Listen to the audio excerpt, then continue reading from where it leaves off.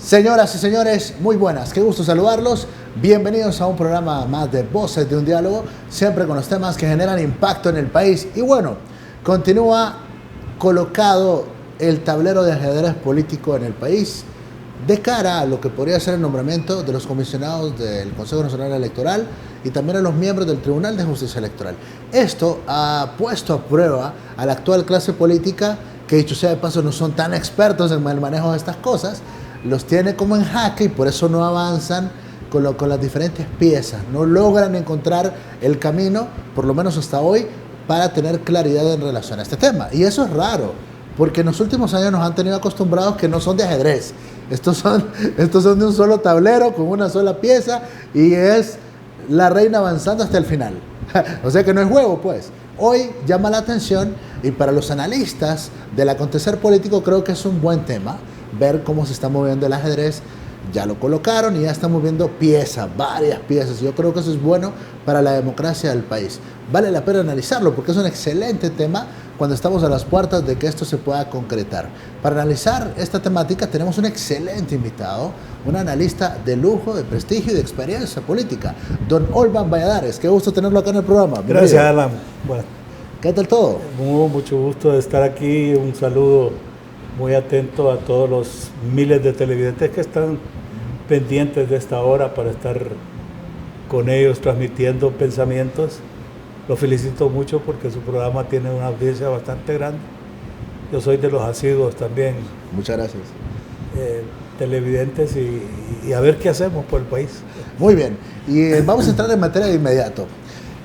Este tema de la integración de estos organismos electorales nos ha dejado insurrección legislativa, nos ha dejado fuertes editoriales, nos ha dejado una propuesta de la Organización de los Estados Americanos, nos ha dejado el hecho de una disputa férrea, casi visceral, por la integración del mismo.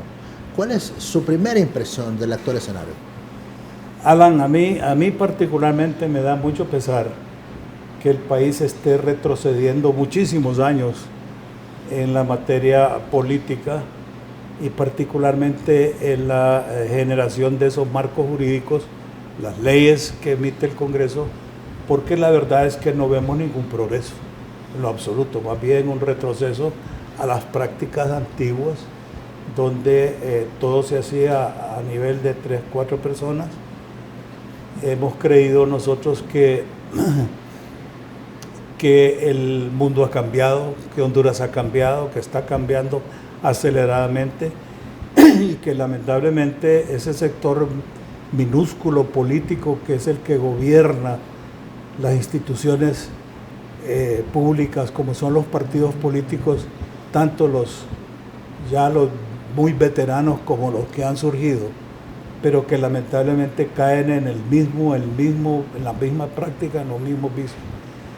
Fíjese usted cómo desde hace muchos meses venimos observando esta pugna increíble por disputarse 3 puestos. Y yo no digo 3 puestos, yo digo 3 salarios, que eso es lo que aparentemente implica. Las personas dentro de los partidos que se están disputando esas posiciones, porque no todos se la disputan, solo son 2 o 3, en este momento no tienen capacidad de percibir que Honduras está cambiando a una velocidad muy grande, que hay nuevas generaciones y que cada año se incorporan más de 50,000 nuevos electores a el proceso eleccionario, porque cada 4 años el censo electoral nos refleja un incremento de 200,000 personas. Eso quiere decir que son personas jóvenes que en el transcurso de los 4 años han arribado a sus 18 años, que es la edad elegible para poder votar, y tienen otro pensamiento, Alan. Son muchachos que crecieron en la era de la tecnología, en la era de la computadora moderna, no crecieron sumando a lápiz y papel, sino que están en otra onda. Y el problema es que las dirigencias de los partidos rancios y de esos que no han sido tan rancios, que aparentemente se declaran partidos jóvenes, pero que la esencia misma de ellos es exactamente igual la misma anterior. O sea que lo que fue una fuga de ciertos dirigentes insatisfechos que trataron de encontrar en otro terreno nuevos campos de acción, pero que arrastraron el costal de vicios políticos y de la mandracada. Entonces, mire usted, volviendo a la gran disputa de estos días, que es una disputa absurda, ofensiva para la inteligencia del pueblo hondureño. Se están disputando tres partidos políticos, o dos partidos políticos en realidad, que es el partido de gobierno y Libre, uno de los puestos en ese trío de personajes que van a haber en las dos instituciones más importantes desde el punto de vista político. Y es porque un partido quiere imponer el nombre de alguien ahí que cree que es el representante genuino. Y el otro partido ve en esa persona un peligro. Entonces nos preguntamos, Alan, y no es que desde hace 30 años hemos venido luchando por modificar todo el marco de acción en materia política. No es que hicimos tantas modificaciones con el voto domiciliario, con el voto separado, con el voto, ese voto que escoge indistintamente alcaldes, presidentes y diputados. ¿Cómo es que volvimos hacia atrás a los años 70, donde no hay respeto por la opinión general de sus miembros, mismos correligionarios, de los mismos miembros de los partidos que estamos hablando? Porque yo creo que aquí el partido de gobierno ha insultado, ha ofendido a los miles de nacionalistas que se sienten marginados. El Partido Libre está desaprovechando un caudal electoral que lo demostró en las últimas elecciones, pero que no está muy seguro, no debe estar seguro de que va a tener el mismo caudal, porque lamentablemente en el ejercicio de la función legislativa no han aportado mucho que digamos, muy a mi pesar, porque yo soy una persona que, habiendo tenido experiencia en el Congreso, creo que es una institución digna de mejor suerte y digna de todo respeto de las personas que son elevadas a esas posiciones con el voto directo del pueblo. Entonces, me parece que esta disputa de estos sueldos y salarios, disputa que obedece únicamente a defender intereses de tipo partidario, no intereses del electorado en general nacional, sino que es estrictamente para defender ¿qué? Para defender que no le vayan a hacer fraude a uno. No les importa que a los otros demás les hagan fraude, pero ellos tienen que defender que no les hagan fraude. Entonces, ¿a dónde está el espíritu de la ley? ¿A dónde quedamos el resto de los hondureños que no tenemos ningún vocero en esas discusiones? Entonces yo creo que estamos jugando un juego muy peligroso, se está jugando con fuego y no se está viendo que el tiempo se está cortando para que se eliminen estos vicios, porque el pueblo hondureño puede reaccionar de otras formas en un futuro muy cercano. ¿Por qué se han tardado? ¿Por qué no han alcanzado un consenso rápidamente o por qué no se han impuesto? Que ha sido también una de las características de los últimos años, de los últimos periodos, que se imponen en todo. Imponen fiscal, imponen corte, imponen funcionarios del Tribunal Superior de Cuentas, imponen todo. ¿Qué pasa ahora que no han logrado acuerdo? Por una sencilla razón, porque le tienen miedo a la calle. Y el dueño de la calle ha sido tradicionalmente Libre. Ellos son los que están adiestrados para ir a la calle y provocar turbulencias, zafarranchos, si se puede decir así, violencia en las calles, y no necesariamente porque Libre la compone una cantidad de personas y en esas cantidades de personas la gran mayoría son ciudadanos respetables, ciudadanos moderados, que no están de acuerdo con la violencia, pero lamentablemente ahí también ha sido el refugio de moloteros de todos los tiempos, que ya los conocemos. Ojalá que algún día recapaciten o como ocurre en otros lados, se ponen tan viejos que ya no les da las fuerzas para ir a luchar en la calle. Pero hay que pensar en el país, hay que pensar en Honduras. A mí me da mucho temor de que se nos pase otra generación más y que no hagamos nada por este país. Este pobre pueblo que ya cada día más tiene mayores desventajas en materia de su educación, la salud no digamos, la seguridad ciudadana, el Estado de Derecho, se nos ha ido derrumbando todo y en este momento todos los análisis nos indican que hemos ido en retroceso. Muy bien. ¿Le tienen miedo a la calle? Por eso es que tienen cautela por cómo tratar a Libre. Cerrando el tema de Libre, el tema de la insurrección parlamentaria, ¿cómo lo ha evaluado? Partiendo de todos los episodios que hemos tenido en los últimos días, y solo agregarle un detalle para su análisis, y es el hecho de que mientras están quemando las alfombras, están quemando cohetes, siguen aprobando grandes proyectos multimillonarios. O sea, la insurrección no para eso. Ah, sí. ¿Qué opinión le merece? No, yo creo que los actos en el Congreso son extremadamente bochornosos. Es más, deben ser condenados por todo el pueblo. Y yo he escuchado mucha gente de Libre precisamente manifestar su decepción, porque esos no son los líderes por los cuales ellos votaron. Aquí hemos confundido la palabra líder, porque se cree que todo aquel que llega al Congreso es porque recaudó una cantidad de votos y que él fue en esta democracia representativa un peón más para integrar este grupo de hombres y mujeres del Congreso para legislar. Lamentablemente, el voto no identifica la calidad humana de las personas por las quienes están votando.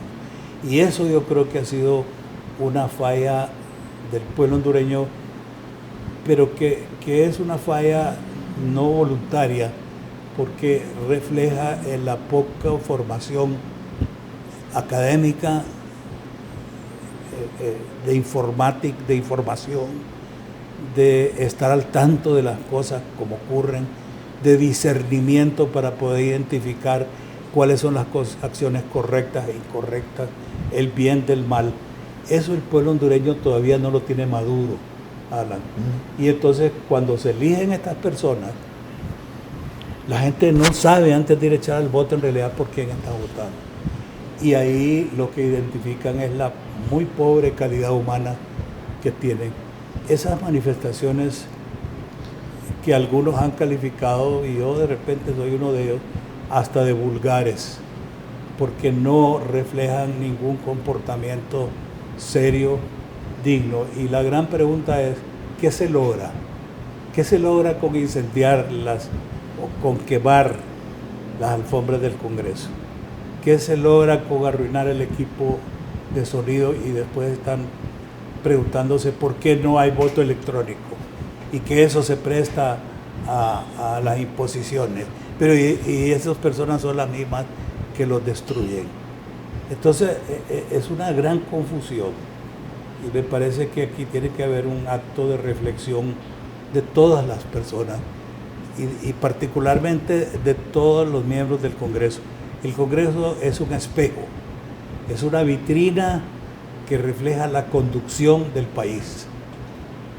Ahí está contenido el liderazgo de Honduras.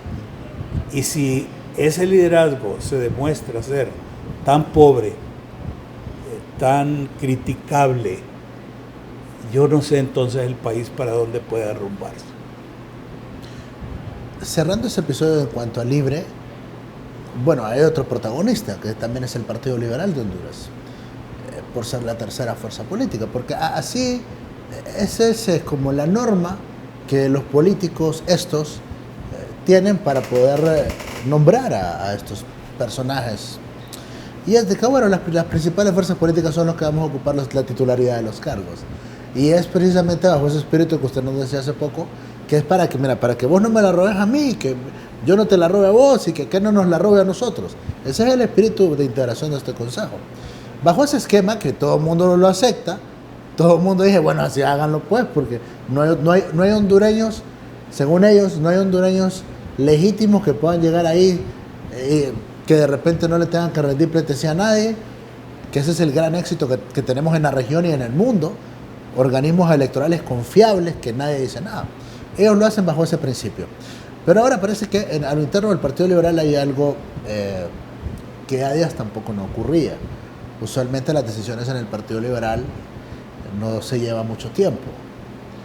Libre está listo con sus candidatos, entiendo que el Partido Nacional está listo también, pero ahí no. Una facción importante de la bancada liberal, entiendo, tiene un candidato. Pero otros liderazgos al interno del Partido Liberal también tienen otro candidato. No se ponen de acuerdo. ¿Qué opinión le merece?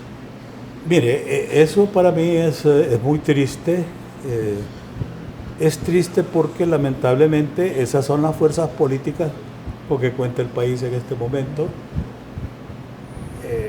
El Partido Liberal debería estar conformando de manera sólida, consolidada, una oposición fuerte para que no se repita el continuismo.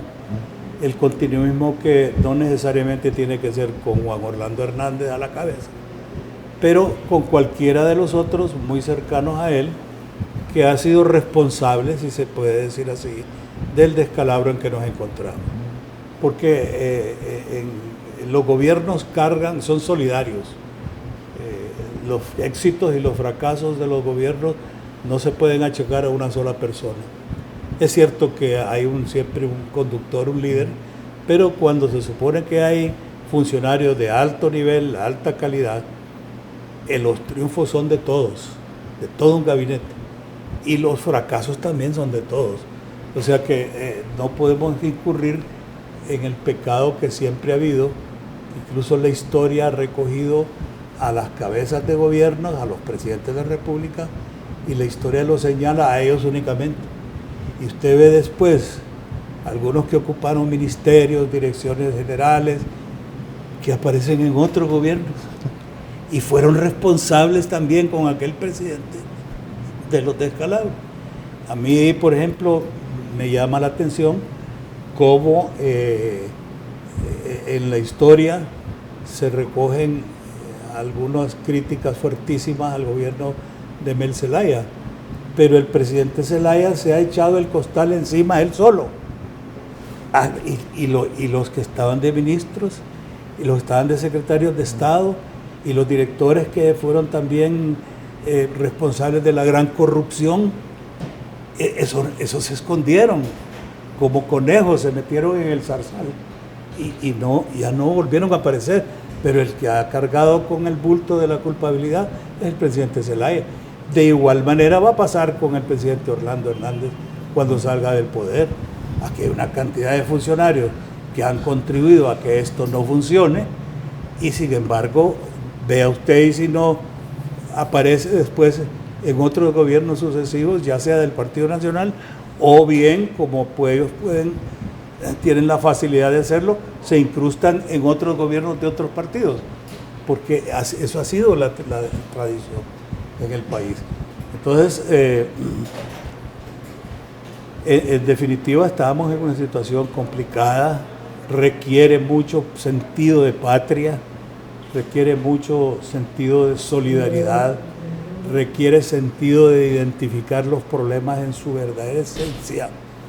Pero imagínese usted que hemos estado enarbolando la bandera de la salvación de la educación y la salvación del sistema de salud. Pero al final del cuento, la lucha se convirtió en lucha gremial. En lucha gremial, la esencia misma del problema educativo, que requiere una transformación radical.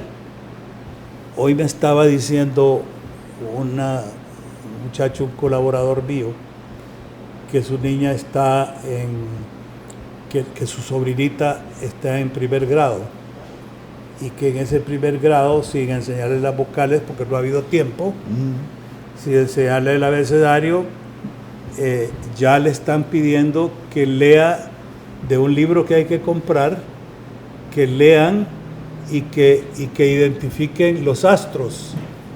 Entonces este joven colaborador me dice, ¿cómo es posible, don Olban, la irresponsabilidad de algunos o del sistema, no tanto de los profesores, que perdieron tanto tiempo, aunque ellos digan que es inversión, reposición, perdieron tanto tiempo y no son capaces de reponerlo? Ahí se fueron a la semana de vacaciones, justo después de haber estado más de un mes y pico paralizados. Y sin embargo viene la semana de vacaciones, están tan cansados que tuvieron que irse a descansar. No lo hicieron todas las escuelas, muy pocas escuelas se fueron allá y otras que durante el tiempo de la crisis asistieron a clases. Pero esas son las grandes catedrales de lo absurdo que le llamo yo. Y en el campo de la salud, yo jamás he podido avalar un movimiento cuyo objetivo sea dejar a los hondureños, a los compatriotas que más necesitan la atención médica, abandonados en los hospitales. Imposible. Eso, por mucha justificación que hay, por mucha que las reivindicaciones sean correctas, sean justas, sean morales, pero la inmoralidad de dejar a alguien que se pueda hasta morir no compensa. La vida de un solo hondureño que pueda fallecer por un paro de esos no compensa la verdad de un acto reivindicatorio. Muy bien, si me permite, cerramos el tema electoral para luego entrar en ese tema de la plataforma, porque ya ahora ya no es ni salud ni educación, ahora van contra el Código Penal. O sea, una distorsión increíble, sí. Pero en un momentito le entramos a eso. Hay quienes están en contra de que se nombren a estos funcionarios si no existe una ley que los rija. Muchos son de ese criterio. Pero en el caso de Libre particularmente dice que no, que los nombren, que los tengan guardados en una bodega y que después los saquen cuando ya tengan la ley. ¿Qué opinión le merece? No, esas son las cosas que no entiendo. ¿Cómo es posible que la política se divorcie de la legalidad? No puede ser. Yo tenía un amigo abogado que ya falleció que me decía, cuando las cosas no son lógicas, o son ilegales o son inmorales. No hay otro camino. Porque lo legal tiene lógica y lo moral tiene lógica también. Pero estas cosas son ilógicas. ¿Cómo es posible que usted pretenda empujar el nombramiento de 3 funcionarios cuando la ley no existe? Hay una norma constitucional que dice que se va a crear estas instituciones, pero para que funcionen se tiene que haber una ley orgánica. Entonces, vamos a suponer que la ley orgánica nos manda a que los candidatos estos deben de ser de tanta edad, profesionales de tal rama o no profesionales de tal rama, con ejercicio profesional de tantos años, etcétera, etcétera, etcétera. Pero la ley no está. No sabemos cuáles van a ser los requisitos. ¿Qué tal y si se nombra a un ingeniero, por decirle así, y resulta que la ley orgánica cuando nos dice que no, que debe ser abogado?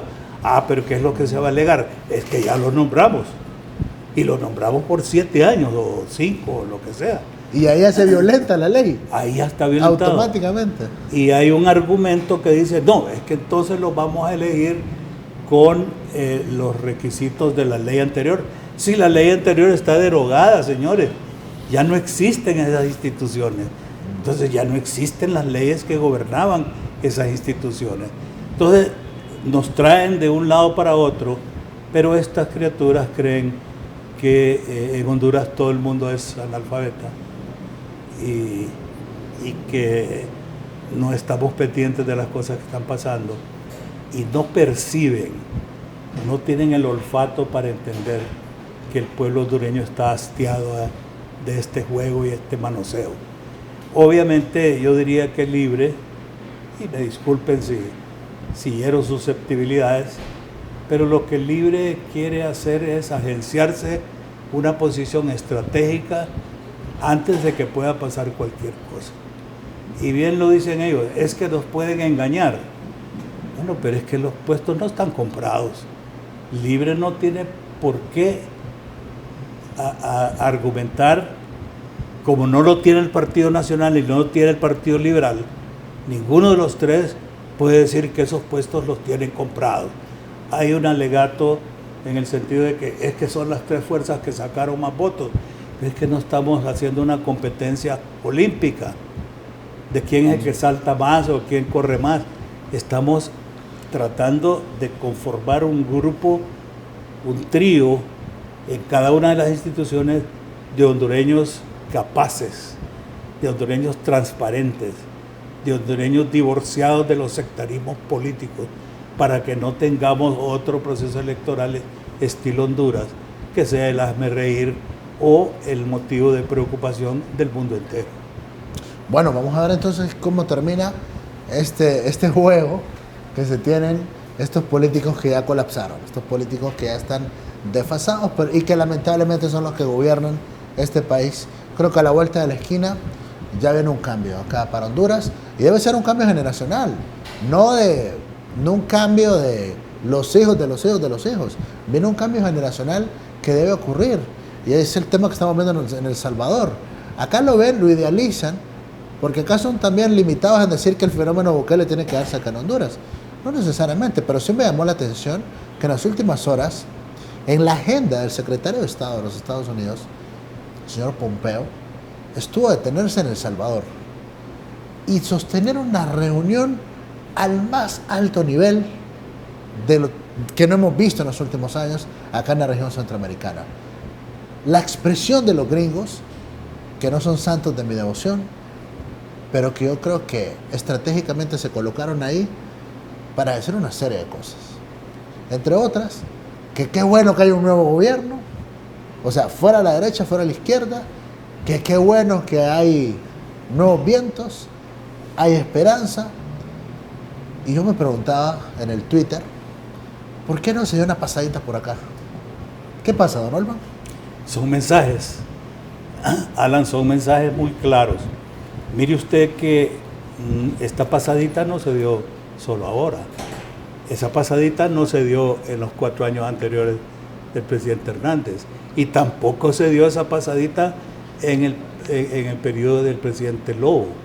No recuerdo si alguien de ese nivel vino en tiempos de Zelaya, con excepción de don Hugo Chávez, que vino a revolver el avispero más bien y a preocupar más a la población. Pero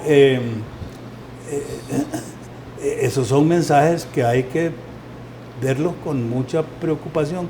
¿Y por qué preocupación? Porque por mucho que aleguemos que los hondureños deberíamos perseguir la independencia casi total, la verdad es que en estas circunstancias en que hemos sido un país que ha perdido su propia identidad, un país que no tiene la fortaleza suficiente para con dignidad ponerse de pie, porque hemos estado postrados de rodillas, con las manos extendidas. Mire usted que todo lo proyecto nuevo es pedirle a alguien que nos ayude.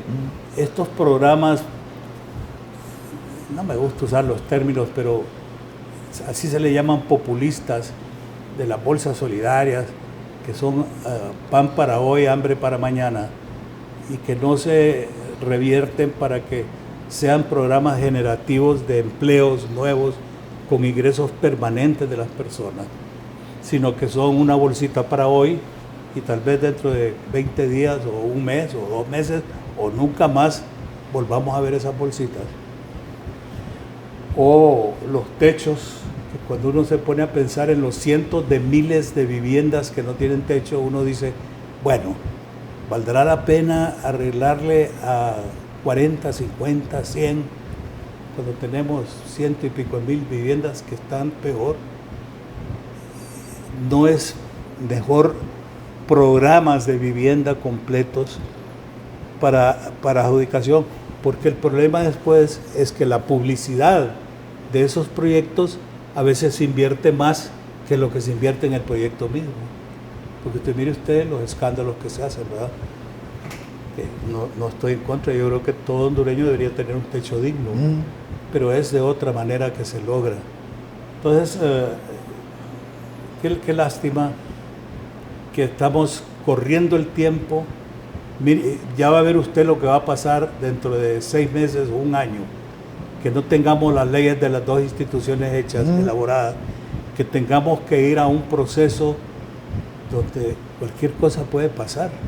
Hasta que alguien ley, como no hay ley electoral, entonces vamos a ir a la ley electoral anterior, como se está argumentando ahorita, o que no vamos a ir a elecciones. Porque cualquier cosa absurda puede pasar. La posibilidad de una constituyente, que suena también como una de las posibilidades de estos políticos. Pero es igual, arcaicos. Alan, mire, yo desde el principio, desde que se engendró esa perversa idea de la constituyente, que el engendro de esa idea fue maquiavélica, porque lo único que pretendía era derogar los pétreos. Yo preguntaba en aquellos tiempos a las personas muy ligadas a ellos, les decía, miren, ¿qué es lo que quieren cambiar de la Constitución a través de la constituyente? ¿Por qué no elaboran un anteproyecto como se hizo en el año 80, donde universidades, mi partido también, que ya todo el mundo sabe cuál es, elaboró un anteproyecto completo de constitución, haciendo uso de abogados, consultos locales, apoyo internacional, y presentó al Congreso, y de ese proyecto salieron más de 70 y pico de artículos que están contraídos en la parte social. Pero entonces yo le preguntaba, ¿por qué no presentan un anteproyecto todos los que hablan de constituyente, qué es lo que quieren cambiar de la Constitución? Y la Constitución permite cambiar el 90%. Mire usted lo que ha ocurrido por el hecho de distorsionar el pétreo de la reelección. Mire dónde estamos. Un solo elemento. Un solo elemento. Porque de hecho no hay un artículo que hoy nos hable de la reelección. No hay. Y la Constitución no ha sido modificada de acuerdo con la Constitución misma. La Corte Suprema jamás pudo haber emitido una sentencia declarando inaplicable un artículo de la Constitución. Es absurdo. Solo en Honduras se puede pensar que la Constitución es inconstitucional. Solo en Honduras, Alan. En ningún otro país. Yo recuerdo que unos muchachos que estaban estudiando en Barcelona, en aquel tiempo, hace unos 2 o 3 años, me contaban que en la Facultad de Derecho de una universidad de Barcelona se estudió esa sentencia de la Corte Suprema, esa resolución de la Corte en que declaraba inaplicable la Constitución de la República. Cuando el alegato de que se violentaba un derecho humano, la Corte de Derechos Humanos en Zúrich, en Suiza creo, dijo que no, que la reelección no era un derecho humano, era un derecho político, pero no era un derecho humano. Por consiguiente, se apegaba a lo que dijera la Constitución de cada país. Y aquí eso fue lo que violentamos. Lo que mantuvimos por 30 y pico de años y que nos permitió que esta Constitución fuera la que más durara, la que más ha durado esta Constitución, pero de un solo plumazo, con una Corte Suprema que incurrió en delito de traición a la patria, más todos los demás, más 12 diputados que fueron a pedir la inaplicabilidad de la ley y otros personajes, no podía hacer eso. Entonces la Constitución sigue viva y solo espero yo, antes de que el Señor me llame a filas arriba, ver una generación que va a seguir el artículo 375 en su segundo párrafo, que dice que todo funcionario y todo ciudadano está en la obligación de restituir el texto, la Constitución, a su texto original. Y de ahí en el tercer párrafo habla de las sanciones que el Congreso puede imponer a aquellos que hubiesen violentado precisamente ese precepto pétreo, sagrado, si se puede decir. Sí, genera impotencia, pero yo sí siento que van a cambiar las cosas en Honduras. Sí, tienen que cambiar. Yo siento que si lo logró El Salvador, lo ha logrado Guatemala, lo están logrando. Creo que acá el sistema que existe es fuerte, el sistema tiene poder, tiene dinero, bueno, está muy bien armado. Lamentablemente acá la oposición política no ha logrado, pero el problema yo siento que de la oposición política en Honduras, que tiene elementos de fortaleza, pero no los potencian, porque los grandes líderes de la oposición política están súper cómodos con el actual status quo. Esa es una percepción que yo tengo, no sé cómo la ve usted. Sí, y esa percepción es válida. Yo le voy a decir algo, es una frase que no es mía, se acuñó creo que en Nicaragua en un momento dado. Alguien dijo Chamorro, el don Pedro Joaquín Chamorro de la prensa de Nicaragua, en los momentos de la crisis de Somoza, decía Chamorro, es que el problema de Nicaragua es que hay muchos opositores, pero no hay oposición. Y eso es lo que estamos viendo en este país en este momento. Habemos muchos ciudadanos que hemos venido pronunciándonos públicamente, atrevidamente si se quiere, porque por ahí se dice que hay mucha represión en ese sentido, pero no puedo dar testimonio de eso porque nunca me han a mí objetado mis intervenciones. Trato siempre de apegarme a la verdad, pero la verdad es que no hay coherencia, no hay cohesión, no hay vasos comunicantes. Mire usted que cada partido político tiene diferencias internas muy agudas. Esa crisis del Partido Liberal no es fácil de resolver. Y es una crisis que al final del cuento, cuando uno analiza y dice, ¿cuáles son las raíces de esto? ¿Por qué este partido tiene que estar de esta manera dividida? Le voy a decir que da tristeza ver que son cosas, si se puede decir, nimiedades en relación con la importancia que tienen los intereses del país. Y no digamos libre está fraccionado también. Hay una apariencia, una percepción de que es un partido granítico, pero ahí no es cierto que esté el mismo liderazgo de antes. Y ya va a ver usted cuando empiece la elección interna de su candidato, va a haber lío. El Partido Nacional, no digamos, pero el Partido Nacional, como ha sido un partido vertical, entonces se notan menos las diferencias. Pero usted tiene un movimiento liderado por el expresidente Lobo que está cogiendo mucha fuerza y que es un movimiento de un sentimiento anti-status quo del partido muy fuerte. Pero de ahí hay otros 2 o 3 también movimientos. Ya arranca el movimiento del presidente Oliva del Congreso, pero ese no, y además hay una parte de ese partido que se ha marginado y que ha venido a engrosar las filas de los no alineados. Eso es interesante ver qué es lo que va a pasar. Por eso, Alan, es que ningún partido se puede atribuir mayoría en este momento. Los partidos políticos son mayoritarios o son minoritarios en el momento en que se saca el último voto de una urna y se cuentan y se dice 5, 10, 25, ahí es un partido mayoritario o minoritario. Pero en la próxima contienda no sabemos cómo se van a manejar las fichas dentro de la tómbola y alguna otra cosa puede pasar. Mire usted lo que pasó en El Salvador, ya que lo trajo a colación. Un partido del presidente Bukele que no era casi ni partido, era un partido destrozado. Y termina vapuleando a Arena y al FMLN. Bueno, y para ponerle la tapa al pomo, era un partido de saca. Era un partido de saca. Preso por corrupción. Así es. Y ganó la elección. Y es porque los pueblos llegan a un grado de hastío. El hastío es tan grande que ya están desesperados de estar viendo las mismas caras, los mismos vicios, las mismas trampas. Y ahí es donde entran los outsiders, con el gran peligro de que los pueblos se equivoquen, como sucedió en Guatemala. Sí.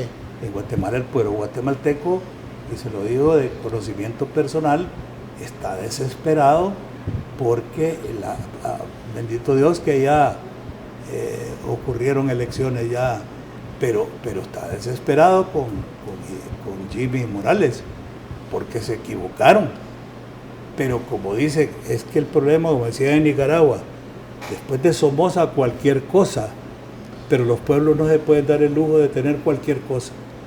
Estamos ya en una carrera mundial de desarrollo en que los países que no se incorporen a los caminantes hacia el progreso son pueblos que se van a terminar destrozando.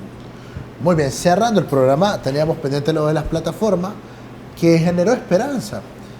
Una plataforma que generó expectativa y respeto también. Muchos hondureños se han identificado con la plataforma. Primero que su lucha fue gremial. Después hubo algunos que, como no quieren ellos tocar a Juan Orlando Hernández, asusaron ahí a la plataforma para que, con la intentona de querer derrocarlo del poder. Algunos vivos ahí de la oposición dicen, no vamos a hacer nosotros, aupemos este movimiento y que sean ellos que lo derroquen y no quedamos más nosotros con Juan Orlando, sino que no lo derrocamos nosotros, lo derrocaron aquellos.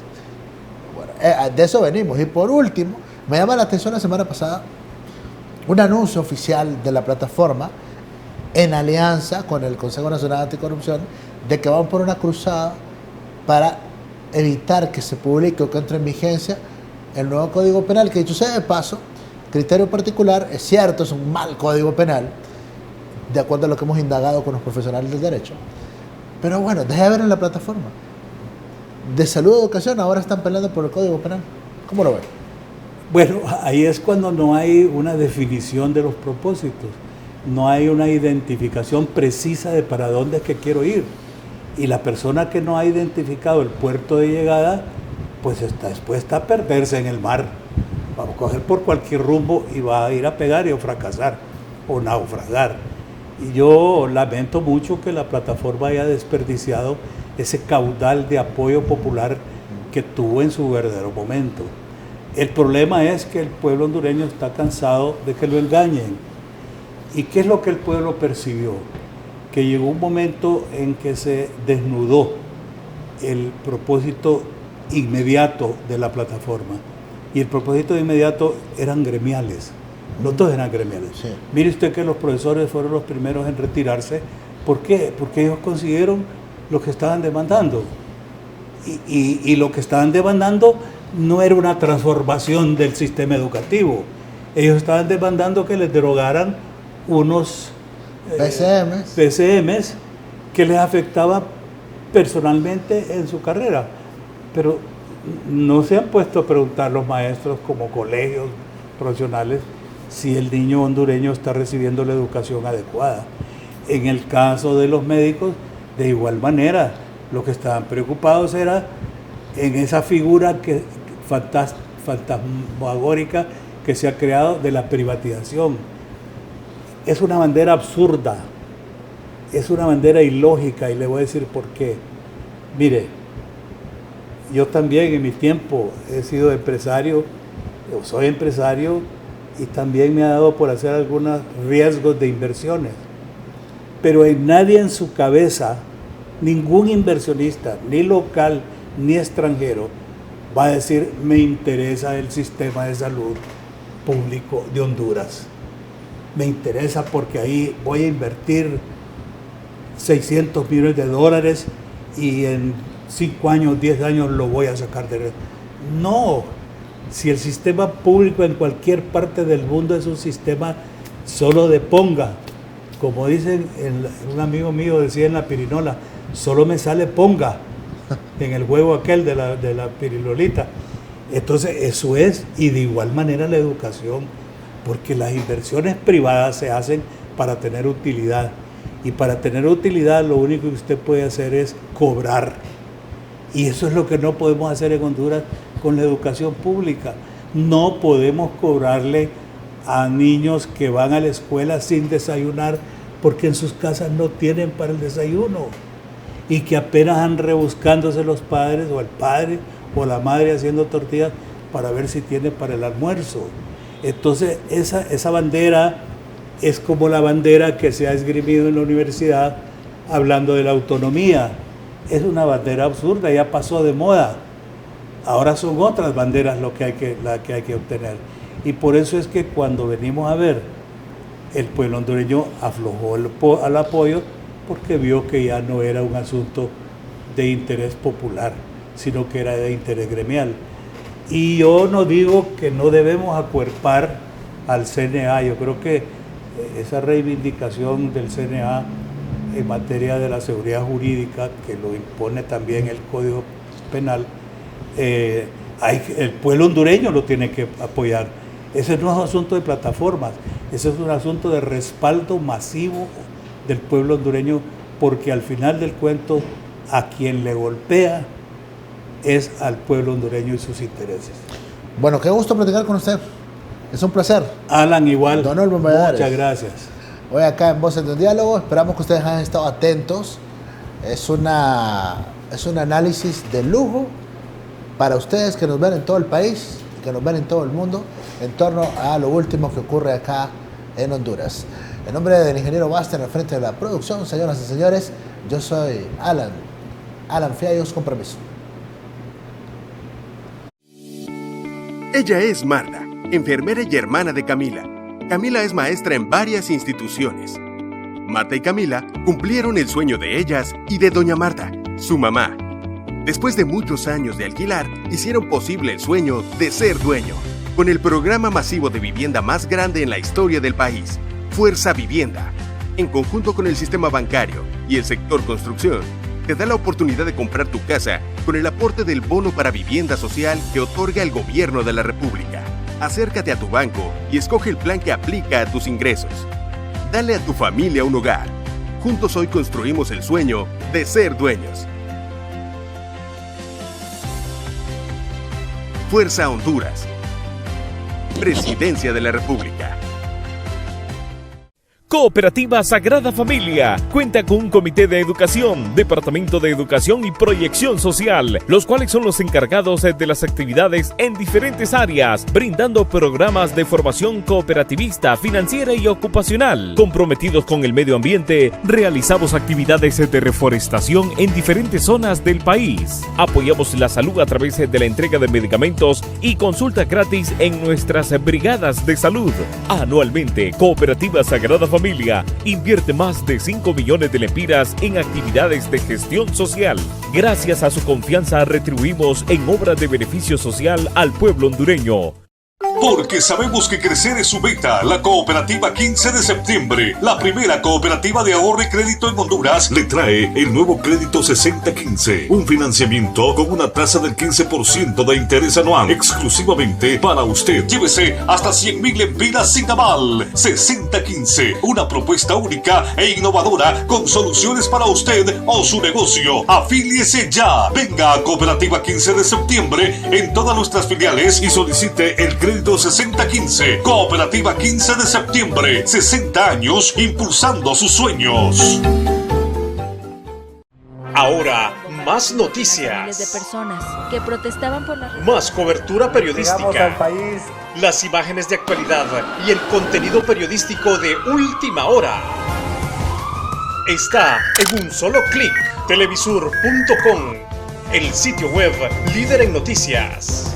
Televisur.com.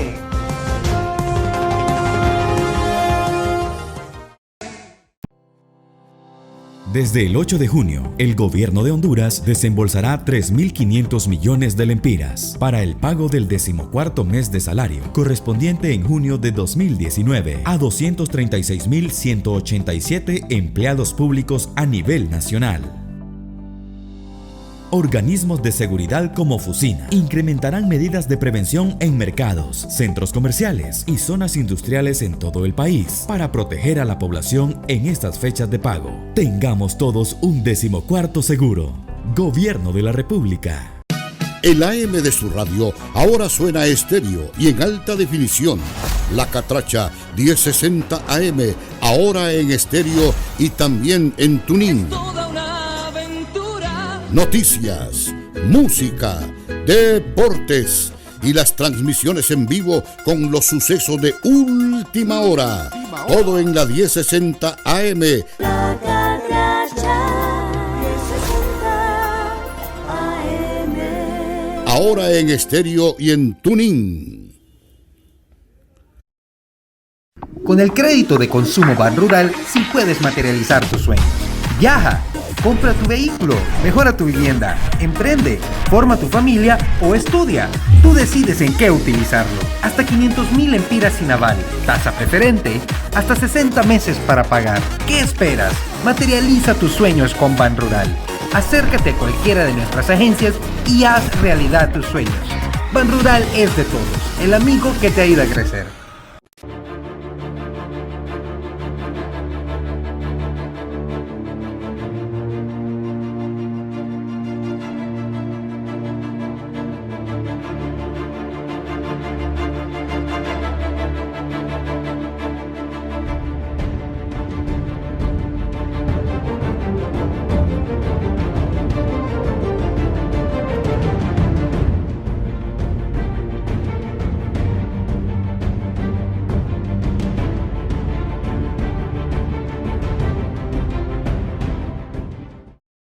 El zancudo Aedes aegypti es un enemigo peligroso al que juntos debemos derrotar, porque es el que transmite el dengue, zika y el chikungunya. Cepille las paredes de la pila y barriles donde almacena agua una vez por semana, utilizando la untadita. Mezcle detergente y cloro y déjelo actuar durante 10 minutos. Limpie los solares baldíos, elimine las llantas, botes y todo lo que pueda acumular agua. Pailas, baldes, barriles que acumulen agua, ponerle sus tapaderas o tápelos con plástico transparente y amárrelo con una cuerda. Limpiar el agua de los floreros. Siga estos consejos y póngalos en práctica. Recuerde, sin criaderos no hay zancudos. Sin zancudos no hay dengue, zika ni chikungunya.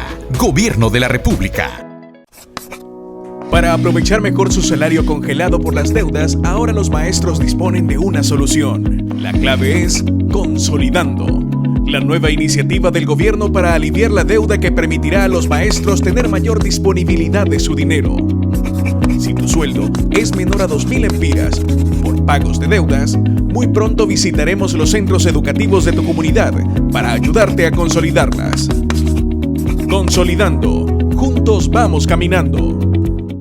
Voces de un diálogo. Bienvenidos a un programa más de Voces de un diálogo, donde se abordan temas de impacto. Ha procesado a medio mundo y no le ha pegado absolutamente nada. Con los diferentes protagonistas del acontecer nacional. El contrato social entre los gobernantes y los gobernados. Pero los que tenemos algunos kilómetros ya recorridos, Alan. Si los entes judiciales son imparciales. Evitar que se siga yendo la gente para allá. Hay gente honesta, gente interesante dentro, pero... Dialogan sobre los temas más importantes que se generan en nuestro país. Ha perdido, si es que alguna vez la tuvo. La sociedad que tenemos ahora no es la sociedad que tenemos hace 10 años. Al estilo único de Alan Fiallos. Algunos lo perciben así, otros consideran que es que se está haciendo justicia. Voces de un diálogo, todos los días a las 8 de la noche, solo por Cholusat Sur, Canal 36 y nuestras redes sociales. En Cholusat Sur creemos en los principios y valores cooperativos. Estamos convencidos que el movimiento cooperativo debe estar en el centro de la creación de una economía más sostenible y equitativa. Basados en estos principios, surge La Hora del Cooperativismo y la Economía Social en Honduras, un programa único en la televisión nacional. Vea La Hora del Cooperativismo y la Economía Social en Honduras con Efraín Rodríguez, todos los fines de semana, solo aquí, en Cholusat Sur.